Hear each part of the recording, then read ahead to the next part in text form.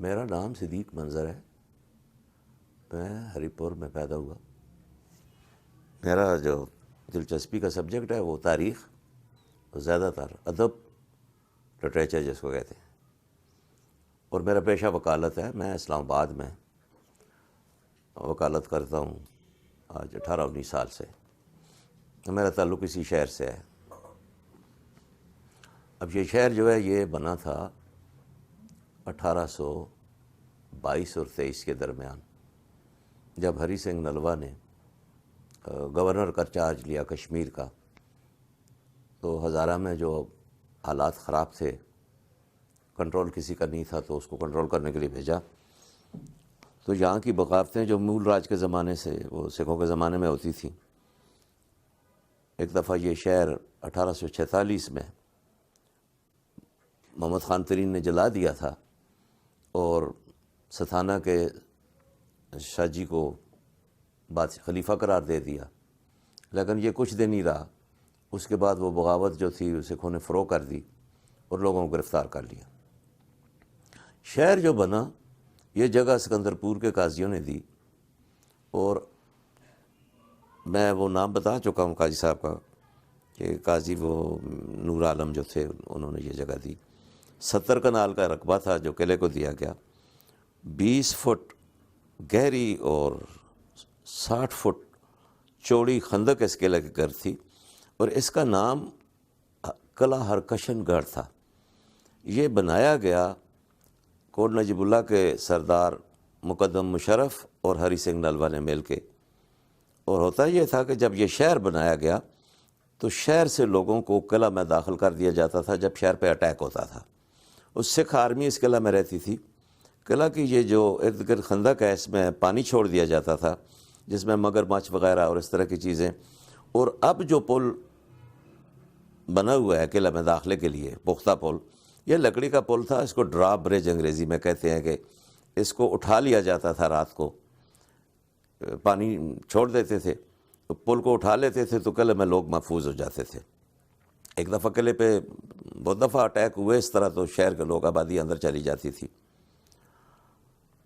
بعد میں ایسے ہوا کہ جب ایبٹ 1843 میں 16 اپریل کو انگریزی حکومت نے یہاں کا کنٹرول سنبھال لیا، تو میجر ایبٹ جو تھے، جنہوں نے ایبٹ آباد کا شہر آباد کیا ہے 1853 میں، تو میجر ایبٹ نے اس کو اپنا تھانہ مقرر کیا، اس لیے پولیس رکھی، وہ جو پولیس کا حصہ ہے۔ اور یہاں پر میجر ایبٹ 1853 تک رہا۔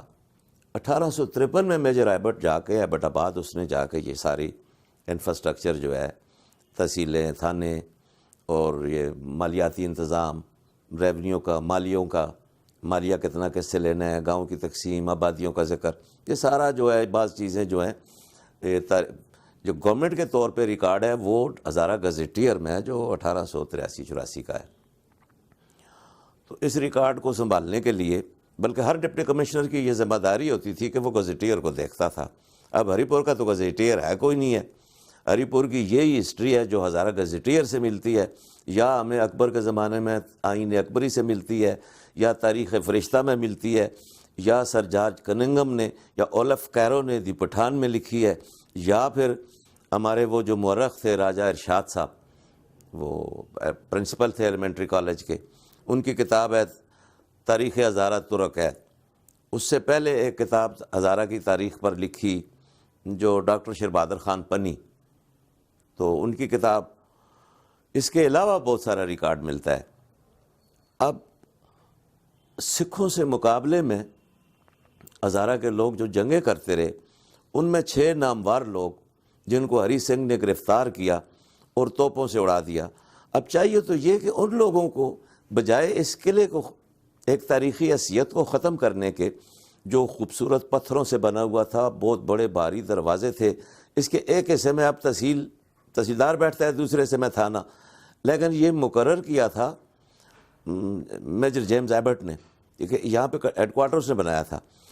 اب لا جو کہتا ہے، قانون جو انٹیکویٹی ایکٹ 2016 ہے، کہ ہر وہ بلڈنگ جو آرمی کسی سائنسی، ثقافتی کلچر یا کسی اور وجہ سے مشہور ہو اور وہ ملٹری انسٹالیشن ہو خصوصاً، تو وہ بلڈنگ آثار قدیمہ میں آ جاتی ہے، اور اس بلڈنگ کو جو چھیڑے گا یا اس کی کسی اینٹ کو بھی ہلائے گا تو بلڈنگ قانون کے مطابق یا اس انٹیگریٹی ایکٹ کے مطابق جس آدمی کے تحویل میں ہے وہ ذمہ دار ہوگا۔ اگر کوئی ڈیمیج ہوگا یا کوئی چیز اس طرح سے ادھر ادھر کی جائے گی تو ڈائریکٹر اینٹیکویٹی پشاور جو ہے وہ ایف آئی آر کرائے گا اور اس کا مقدمہ چلے گا میجسٹریٹ فرسٹ کلاس کے پاس، اور اس کی سزائے قید ہے 5 سال سخت اور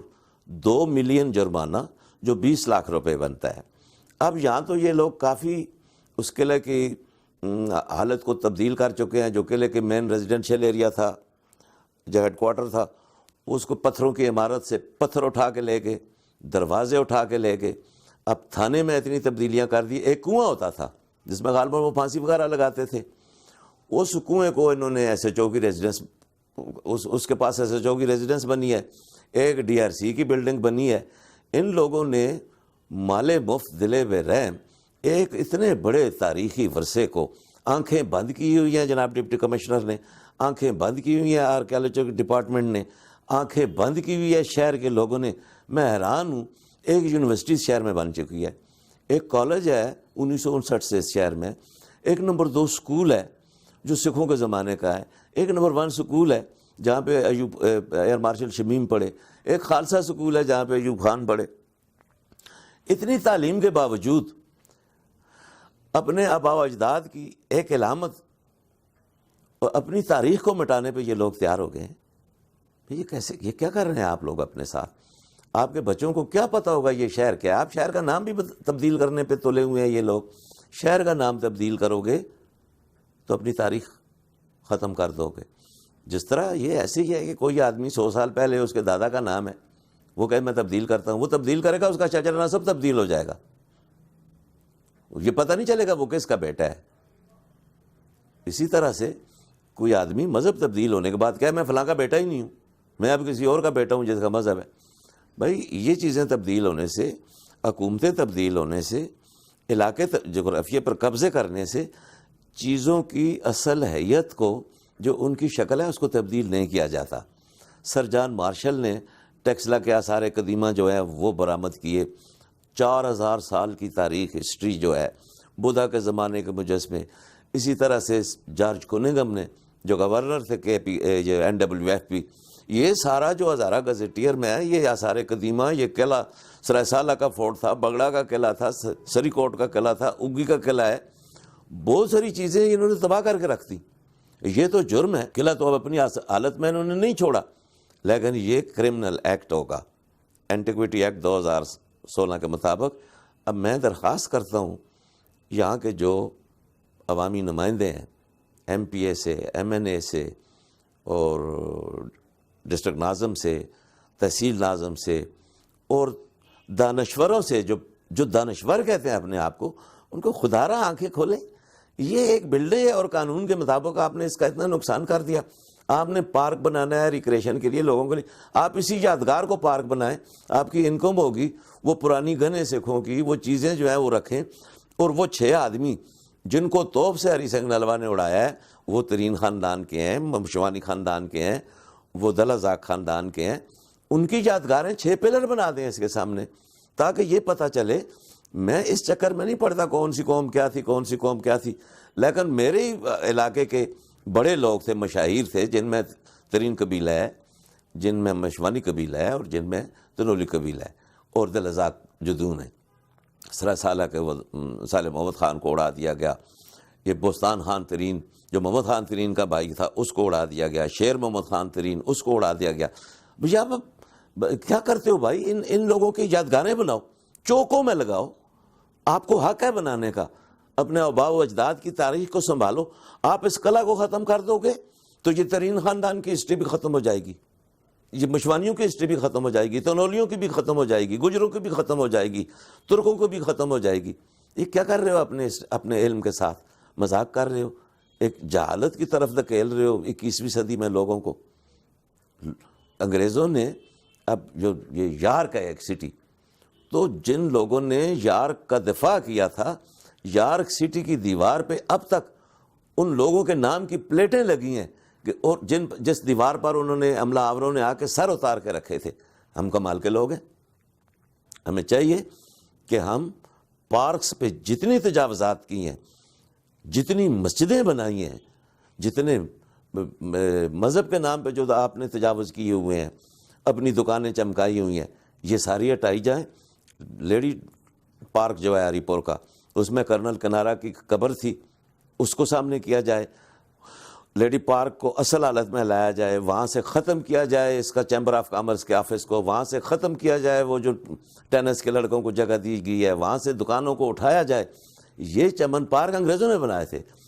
یہاں سے ایک جو چمن پارک نمبر 1 سکول کے سامنے، اس کی بلڈنگ بھی ختم کر دی، اس کے سامنے دکانیں بنا کے الاٹ کر دیں۔ بھائی تم یہ 1947 کے بعد پاکستان بنا ہے تو آپ لوگوں کی لوٹ مار کے لیے بچوں کے کھیلنے کے پارک جو ہیں آپ نے کمیٹی کی انکم کمیٹی، کیا حکومتیں تجارت کرتی ہیں، بزنس کرتی ہیں کہ حکومتیں لا اینڈ آرڈر کا خیال کرتی ہیں، حکومتیں لوگوں کی فلاح کا سوچتی ہیں؟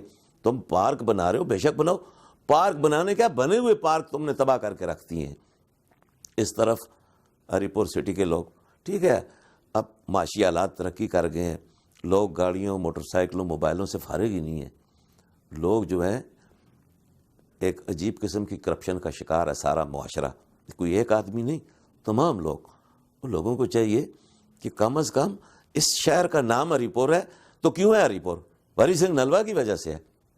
اور ہری سنگھ نلوا نے کیا کیا تھا؟ یہاں پہ ایک قلعہ جس کا نام کرشن گڑھ ہرکشن گڑھ ہے وہ بنایا تھا۔ اس یادگار کو محفوظ کرو، اس نام کو محفوظ کرو، تاکہ تم کہیں جاؤ تو پتہ چل سکے تم لوگ کون تھے، تمہارے آباء و اجداد کون تھے، یہ شہر کس طرح بنا۔ ورنہ تو اب اپنے جس طرح آپ ہر آدمی اپنے شجرہ نسب، دادا کے نام سے آگے کسی کو اپنے شجرہ نسب کا نام نہیں آتا۔ یہ ہم اپنے بچوں کو کیا پڑھا رہے ہیں؟ اور ہم لوگ ایک دوسرے کو کیا دکھا رہے ہیں؟ یہ ہم کیا ہیں؟ کل کسی کے پاس کھوتی نہیں تھی، سائیکل نہیں تھا، آج وہ کسی چیز پہ بیٹھا، وہ بھول ہی گیا۔ وہ بھائی بتاؤ، میں کچھ نہیں تھا، میں زیرو سے سٹارٹ ہوا، اب کیا ہوں؟ اب آپ شہر کو ترقی دو، بڑی بڑی بلڈنگیں بناؤ، سب کچھ بناؤ، لیکن وہ چیزیں محفوظ رکھو جو آپ کے ماں باپ نے محفوظ رکھی ہیں، جن لوگوں سے آپ کے ماں باپ نے جھگڑے کیے ہیں، جنگیں کی ہیں، لڑائی کی ہیں، جان دی ہیں، قربانیاں دی ہیں، شہادتیں کی ہیں، ان کا اس بلڈنگ کو سنبھالو، قلعہ کو سنبھالو۔